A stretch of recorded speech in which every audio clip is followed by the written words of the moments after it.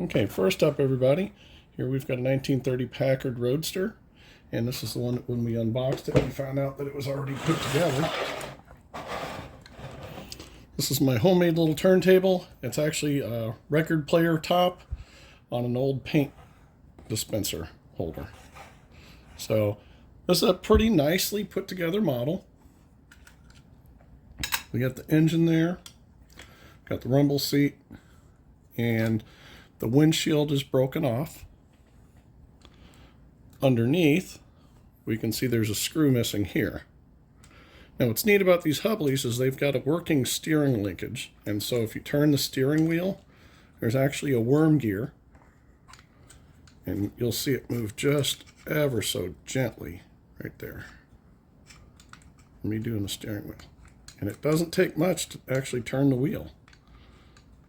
But boy, the gear is sloppy.